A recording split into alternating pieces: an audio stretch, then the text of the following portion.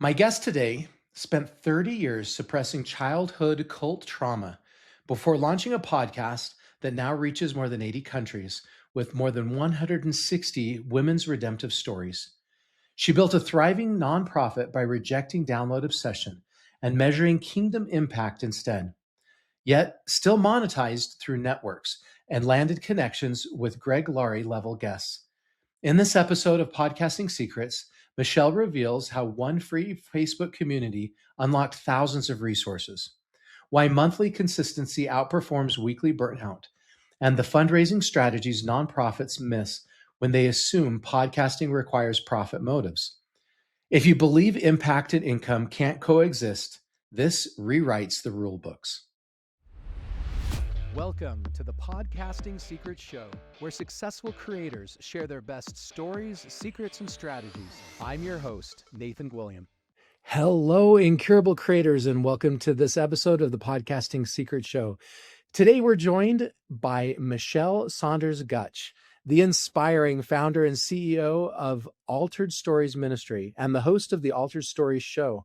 This is a powerful podcast that helps women around the world share their transformational God stories. Through faith, storytelling, and resilience, Mischelle has built a global platform that turns personal trials into testimonies of hope and redemption. Thanks so much for being with us today, Mischelle. Thank you, Nathan. It's such a blessing to be here. Can you start off, Mischelle, by sharing with us something that most people don't know about you? Well, this is crazy, but most people don't know that I also host a football podcast. And I do it with one of my really good friends. And we talk about the NFL, football games, and players, and those that are living out their faith on and off the field. It's called Blaze and Gutch. Wow, you and I do similar things. You have this podcast where people share their faith and testimonies, and I have a show that does the same. And you're interested in kind of this intersection of sports and faith as well. Mm-hmm. And about a year ago, I was a speaker at the conference for the Pro Players Prayer Project, where I spoke to athletes that are bringing faith in and trying to build God's kingdom through football. So you and I share some very similar passions. Yeah, we're just two crazy women talking about football because we're both passionate about it. And I grew up with a dad who was a diehard SEC conference fan and NFL fan. And my grandfather was the first player, the pro player back in the day back in, I think, 1930s. He was playing with the Providence Steamrollers. And wow, so, and that's then a long my brother time played, I have some not pro ball players. My husband, he played for the University of Wyoming and in high school for a short time. But anyway, so it's in my family, in our blood. Okay. So which teams are your teams that you and your husband like to watch? Well, we really like to watch Kansas City Chiefs. Okay, We that's live a in great the Kansas City area, and team to we watch these days. really respect the coach and the owners I and love some Coach of the Reed. players. He went to my university. So Brigham Young University, that's where I went to college, and that's where he went as well. That's so cool. Yeah, so we were Broncos fans for a long time. Then we were transient, moved to Kansas City to be closer to family, and we had to embrace the Chiefs. Yeah. Be pretty hard to be in Kansas City and not embrace the Chiefs. Yeah. That's a pretty fun team to get behind right now. It truly is. Okay. So tell us a little bit about your Altered Stories show. Altered Stories show is a offshoot of my nonprofit, the Altered Stories Ministry nonprofit. We actually are the brand for the nonprofit. And what we do on the show is we help Christian women share their redemptive God stories so women around the world can hear them and never feel alone. So we're very aligned with the mission of the nonprofit. And the show itself is heard in 80 plus countries. We've been out for over 6 years, and we have shared about 160 plus women's God stories. And we collaborate with women all over, all denominations, who have God stories that they want to share to help another woman or to inspire or to, come alongside those that may not have resources. So we've been blessed to share so many different topics, and it's a type of interview podcast that we do have to have trigger warnings sometimes on the episodes, because the topics are so they're deep, they're authentic, they're real, but it can be traumatizing to someone who may not be in a good place to hear some of what some of these women have encountered. Many are authors, many, I've had a few very high profile women on the show who want to give back. These women are all amazing. They collaborate, they give, and it's my honor to be able to interview them and to get their stories out there. Yeah. Like you, on my show that shares these stories of faith, my Why We Believe show, it's interesting that almost everybody's story goes through challenges. Almost everybody's story of faith and conversion goes through the hardest, most difficult things in their life, because sadly, that's when we tend to turn more to God and allow Him to be in our life. Yes. I wish we turned to Him every day, and not just especially when those hard things happened. Yeah, but that's human. Yeah. In the Bible, you go back and you read the stories, and the Israelites are an example of people who forgot how great God was. I mean, they would fall back, and they were wishy-washy in their faith, and then they had to repent and come back to the fold. But I mean, yes, it is hard sometimes for people to walk in that alignment every single day of their life. I mean, you really have to surrender and be sold out. And you have allotted the people, the women that I've interviewed, they have had incredible stories of redemption, and, it just on their face every day because of what they came out of, what God brought them out of, including myself. So tell us your story really quick. In a nutshell, what is your story of faith and conversion? Thank you for giving me the opportunity to do that. I will tell you that I've shared my story probably 45, 50 times out there publicly. I've been in a few magazines, and the bottom line is it's not easy to share it. Anytime I share it, it's a tough story. I wrote a book, and it's called The Story Within You, The Healing Power of Your Story. And this highlights and goes through in a devotional that I wrote about my story. And then it helps those that read it to also unveil theirs and to relate to what I may be talking about in the topic of the devotion. It's an easier way to tell my story because it is so complicated when it comes to the challenges and the ups and downs and what it came out of. But in a nutshell, I am a childhood cult survivor.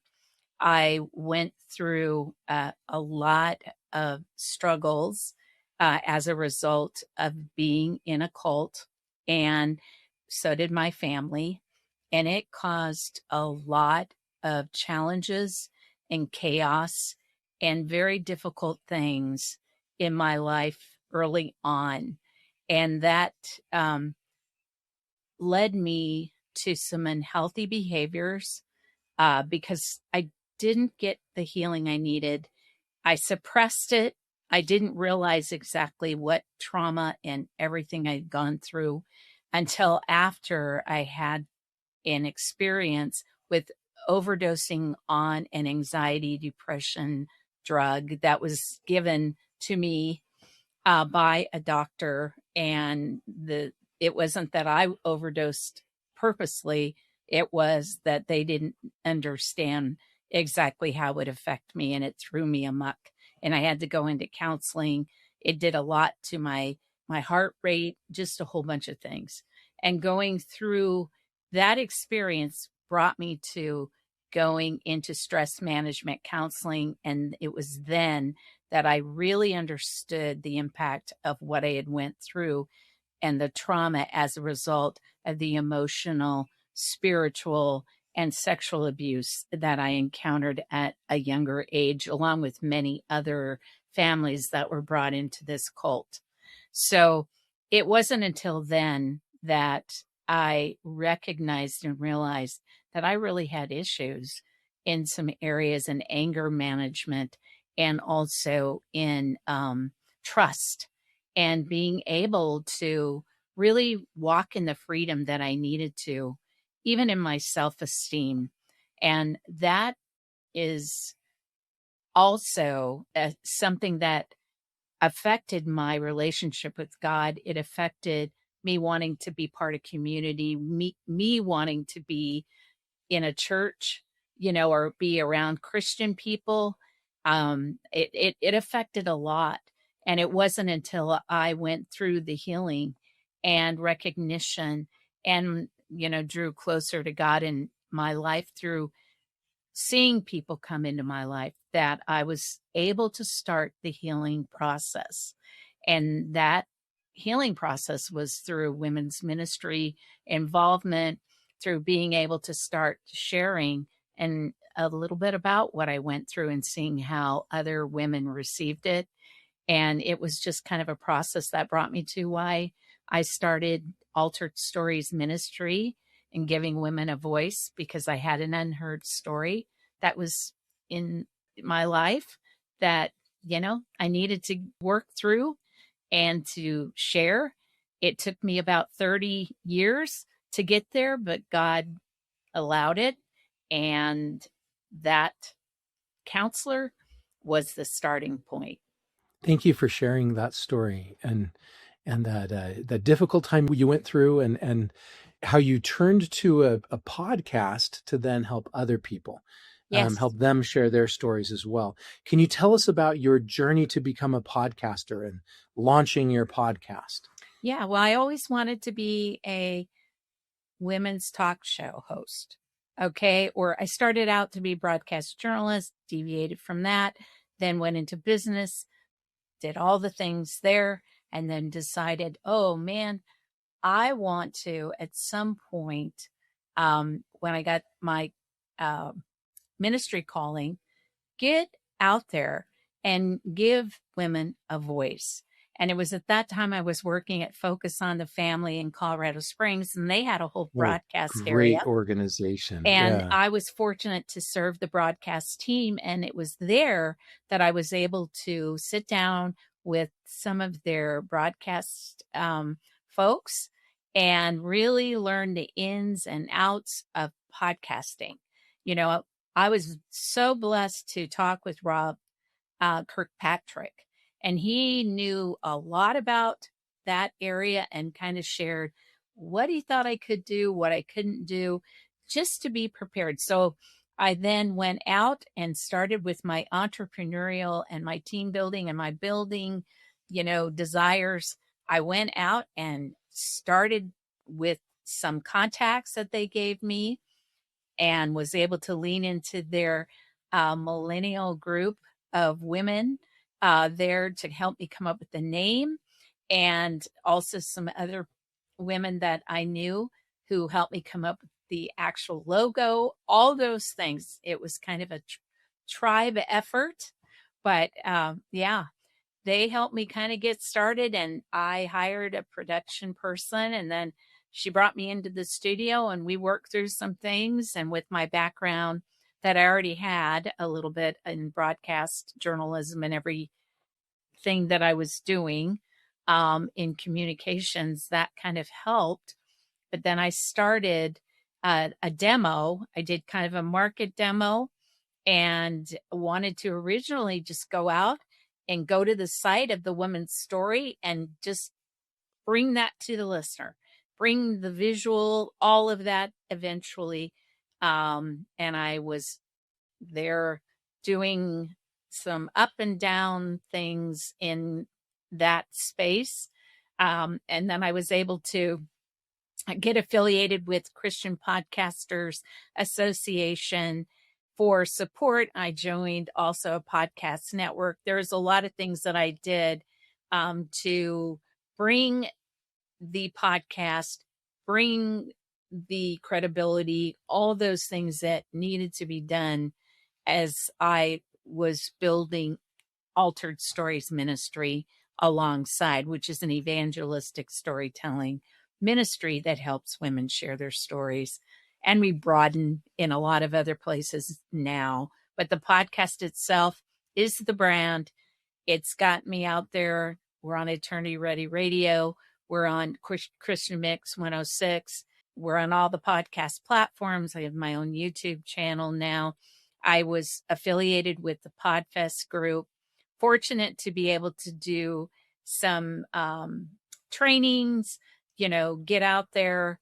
I mean, it just has organically, and using social media and hiring the right people in the right seats, doing the right things, all those things have immersed me into where I am right now.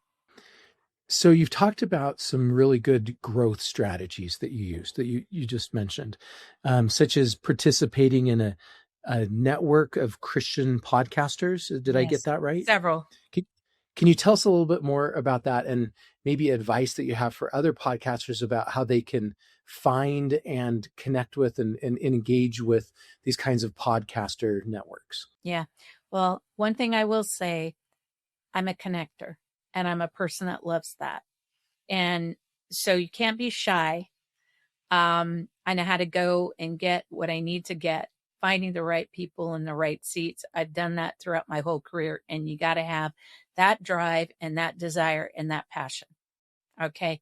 Got to really want to do this, and be willing to put in the hard work and the effort and the consistency and perseverance. Christian Podcasters Association is headed up by Eric Nevins in Denver. I met him personally. I went out and joined his community on Facebook, and he has like 3,000, 4,000 members now. And there was just a wealth of knowledge that I was able to pick up. And I just asserted myself. And then I was able to also meet a lot of other people. And we started cross training, doing a lot of different things and supporting and helping one another there. And Christian Podcasters Association has different levels that you can actually get involved in, but I didn't have to pay anything. There was just so much information, so many people that were ready to share and help and give you information. So I did a little bit of the mastermind group. And then from there, I joined Spark Media. They are no longer around as a podcast network, but I was there and learned a whole lot about, what you need to do to immerse your podcast in the right channels to get where you need to be within the niche. And my niche was evangelism, missional. It was, messaging, the whole gamut of kind of what counseling, there was a lot of different categories, but spiritual and religion. And so that was another way that I did have to pay. You do have to put sometimes money up front, to get, and I do now have a team that I outsource to, and a virtual assistant and a podcast manager, and I have creative people, but you have to put out, you've got to be willing to put out effort. And And be you know, consistent and do it over a and long you got period of and you time. got to believe in your mission. Yeah. Having a mission, having a vision, having, accountability built in. I feel accountable, but yeah, all those things are so needed. And one of the things I committed to was releasing. I said I would release a podcast starting out once a month, and then I was doing it every other week. And I had a budget, all those things. And so that is another thing. And I've been consistent with my audience, just like in my leadership, I am consistent. Yeah. That's very So all important. of those things are really important. Visuals, podcast board, all of it. And you can't compare yourself to other people. You got to just keep doing what you're being called to do and love that. Today's episode of Podcasting Secrets is brought to you by Pod Allies, the done-for-you podcasting services solution. When I speak with CEOs about their podcast, one of the most common comments that I hear is that they know they need a podcast, but they don't have time. Have you ever wondered how some businesses find a way to still run their podcasts while juggling their crazy day-to-day operations? The secret might be simpler than you think. Let me introduce you to Pod Allies. This is a service that's changed the game for businesses in the podcasting world. Pod Allies is a done-for-you podcast production and marketing service. They understand that while many businesses understand the immense value podcasting can have for their business, finding time to produce, syndicate, promote, and monetize a show can be challenging. Pod Allies offers a dedicated team to handle virtually all aspects of your podcast production. From strategy and branding to audio and video editing and guest scheduling, they've got you covered. They even take care of creating blog posts, transcripts, and syndicating your content across multiple platforms. What sets Pod Allies apart is their use of PodUp, their proprietary podcasting software suite. This allows them to streamline the entire podcasting process, saving you time, effort, and a bunch of money. If you're ready to become a thought leader, connect with your audience, and grow your business through podcasting without all of the investment of time and cost of doing it yourself, Pod Allies might be the perfect solution for you. To learn more or to schedule a free consultation with a podcast expert, visit podallies.com. That's podallies.com. Now back to the show. Okay, so I want to dive a little bit deeper into this concept where you talked about your mission, that you built your podcast to help you achieve this mission. A lot of times in the nonprofit world, people use the word impact, right? They're trying to have the greatest impact. Sometimes it's mission, sometimes it's they want to do good, whatever they call it. Nonprofits often use a podcast where the primary goal is that impact, reaching people and having that influence, that impact to do something good in the world. Mm-hmm. Where a lot of the entrepreneurial podcasters, the primary objective is getting a reach so you can make money, which is not bad. That's good. We all need to make money. We all need to pay our house, our mortgage payment and our car payment. But where that primary goal is a little bit different in the world of nonprofit. Let's dive into that. Can you tell us what advice you would share with other nonprofit leaders who are wanting to do a podcast or are doing a podcast with the primary goal being impact? Yeah. Well, you got to have goals and objectives, and you want to set those, and you got to be able to define your impact and what that means. For us, we're talking kingdom impact. So I have a board of women that come around me, and we have our goals in a missional way of, story impact.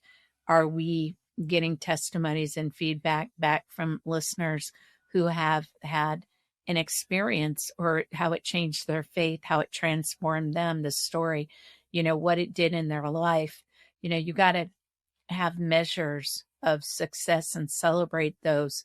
And, you really can't put dollars around kingdom impact. It's hard to do that. But, we have, ours is measured a little differently because, we aren't a revenue producing organization. Now, we do have other, revenue producing types of support coming in to the nonprofit, but the actual impact is really important to the growth and to success.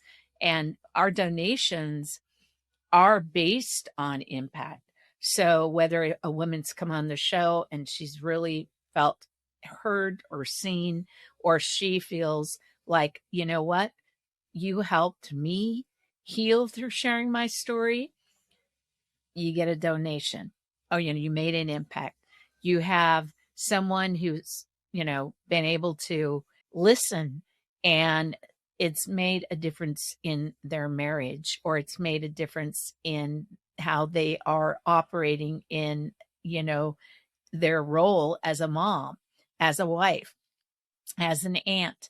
Those are all impacting to, women in communities, women in their roles, all of those things. And then, of course, we have the sisterhood and camaraderie piece, and are we bringing unity? Are we, fueling evangelism? Are people coming to faith? There's a lot of that we also find that it fits within our kind of our alignment and our mission and vision, because we want women all over the world to not have to struggle and never feel alone, So having our stories to hear is huge. And there's no way we could do that without podcasts. I mean, it's through the downloads, it's through the sharing, it's through the listener. And to be in countries like Nigeria, where they're being so heavily persecuted in their faith, and maybe we have people in Russia, women that are listening, and other listeners in other parts, China, in parts of the world where maybe, faith is and freedom and all of that isn't even permitted. And there's a lot of women that are abused in certain parts of the world. And maybe this is the only, the stories and what we're sharing is all that these women have to give them hope. Yeah. Yeah. So nonprofits that care about impact, and their main focus isn't making money, there's a lot of benefits they can get from a podcast. Among those benefits, in addition to reach and influence and getting their message out there, there's some other core objectives that a podcast can help them achieve. For example, you talked about fundraising. Yes. Podcasts can be a really good strategy to help raise money. As you have a Absolutely. podcast, you can network with new donors, or you can communicate with your existing donors. You can provide value out there, like you talked about, that makes people want to give you donations. Any thoughts about that, about how having a podcast can help a nonprofit with their fundraising? You've got to be very outward thinking, and know your audience. But there's a lot of ways, like what we're doing is we're marketing our luncheon events. They're fundraising events. They're God storytelling events where we bring women to the mic live and local and virtual, settings. And we're doing, advertising. We're advertising that directly on our Christmas episode that's coming out, which, by the way, it's going to rock. It's called Keeping Christ in Christmas. It's our board members. It is like the coolest video. I mean, with all the video and everything around it, and the music and the content is so fun. But, using your podcast for sharing that. And then also we have my book, and trying to get, it out there so people are aware, because every penny, we're on Amazon, you can get Kindle, you can get it in paperback. But this book, anybody that buys it, all the proceeds and the royalties go back to Altered Stories Ministry. So here we go. There's another way of being able to leverage your podcast for those purposes. I've monetized. Being in a podcast network, we were blessed to be asked for those that were in the network to do some monetization, where we were getting, these ministries that were, testing the waters. So they would ask us to do little advertisements, or and we would put it on the podcast. Or you're sponsoring, your sponsors, you can, get advertising I mean, you definitely want to have credibility in what you're doing and have it proven, that you've got a listening audience. I mean, we couldn't do that right away because we weren't known enough. So you definitely have, to Yeah. be out there. And now, we're out there with Greg Laurie. Greg Laurie's out there and he knows about my podcast. I mean, some of the more higher profile, uh, Lisa Turkers, Proverbs 31, what she's doing in the work she's doing in her ministry. And I've had, some producers of Christian movies on my show. And some of these worship leaders now are coming on and telling their God stories. I mean, and now I have Frontgate Media and I have the NRB behind me, and I've got people like Broadcast or Broad Street Publishing. They are starting to see, and when you do a great job and you're consistent and there's your craft, and people see how you are expanding or growing, or the things that you're doing and how you're using your podcast, it makes a difference, I believe. Yeah. Okay. So to recap, a podcast can help with reach and influence and impact. A podcast can help a nonprofit raise funds, and platforms like PodUp even have a fundraising tool that's built in there that you can, and there's other platforms that have that as well, where nonprofits and others can raise money right from the podcast.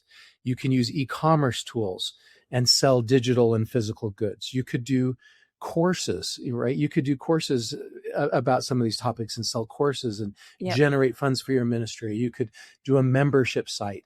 There's all sorts of different ways you could make money. And sometimes people think that money is evil, right? And nonprofits should just be about doing good.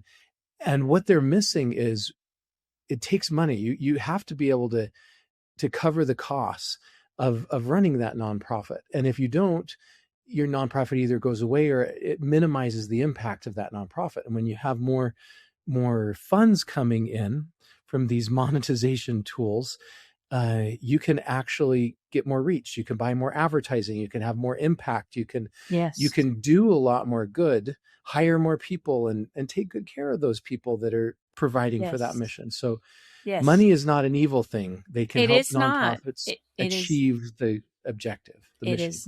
It is not an evil thing. I mean, I've reached a different place in my life, but I do believe in generosity, and I do believe in giving back. And I do think that, you're blessed beyond measure when you do that.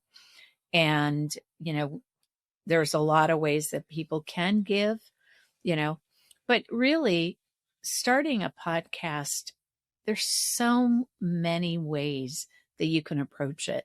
And I'm so grateful to have influenced several women who are actually out there now leading ministries. And this is part of the reason we want to bring in a network to help and continue to broaden our reach and to be able to,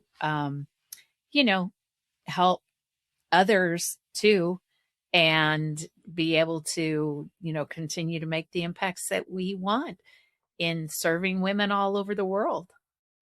I love it. Mischelle, what's one of the greatest challenges you faced as a podcaster, and how did you get through it? Oh, I think guests.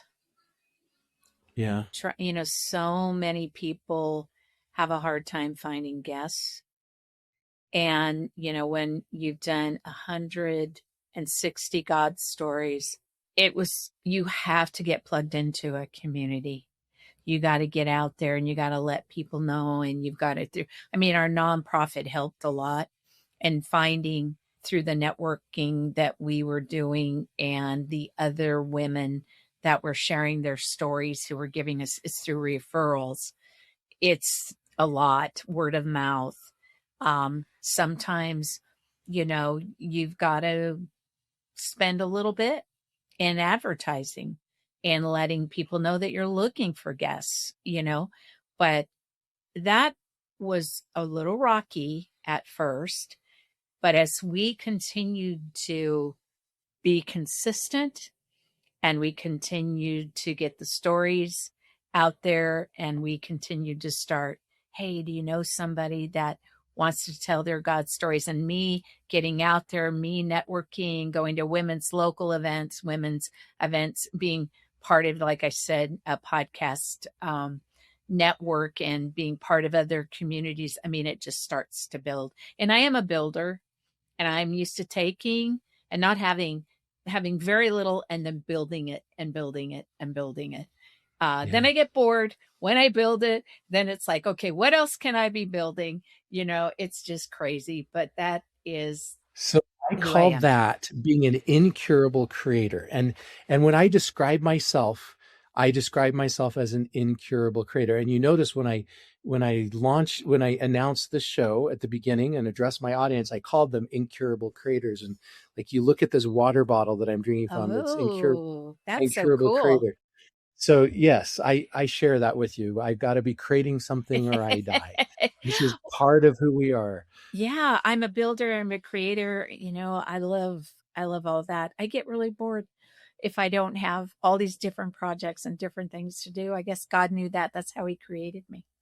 Yeah, that's right. And God is the creator, right? That's one of the, he is. Jesus Christ is the creator of the you're earth. Incurable. Mischelle, you're incurable. Oh my gosh. So Mischelle, if our audiences enjoy this episode like I have, and they want to learn more about you and your book and your show and your ministry, what are the best ways for them to do that? Go out there on www.alteredstories.org.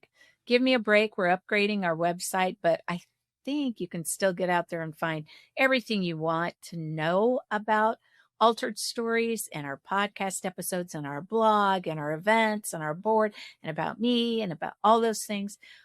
Or you can check our Facebook, our social Facebook, Altered Stories Ministry. We're out there. We're out in LinkedIn. We're out a little bit on X, some on IG, more personal on my end, and LinkedIn. All those, we're not on TikTok. We're not doing TikTok right now. Who knows? We might change a little bit. We're on YouTube, Altered Stories Ministry. Sounds great. Thank you for being with us and sharing your story, Mischelle. Thank you for having me. And here are my key takeaways from this episode. Number 1, join free communities like Christian Podcasters Association for thousands of resources and connections. Number 2, monthly or biweekly consistency beats sporadic weekly attempts for long-term sustainability. Number 3, measure impact through testimonies and transformation rather than just download obsession. Number 4, network at local events. Word of mouth referrals compound guest quality over time. Number 5, use your podcast to promote fundraising events and sell mission supporting products. Number 6, monetize through podcast networks once you prove your audience exists and stays engaged. Number 7, hire virtual assistants and managers to focus on mission instead of production tasks. Number 8, don't compare yourself to others. Stay focused on your unique calling without distraction. Number 9, create multiple revenue streams through courses, memberships, and e-commerce for greater impact. And finally, number 10, assert yourself into communities, cross-chain with podcasters, and continuously build opportunities. If you're looking for a great all-in-one podcasting platform with more than 60 integrated tools, check out podup.com where you can get a free trial. And if you need a podcast but you don't have time, check out podallies.com. We will do a free podcast monetization and growth strategy plan for you for free. Thanks for joining us for this episode, and I wish you success as you turn your passion into profit through podcast monetization.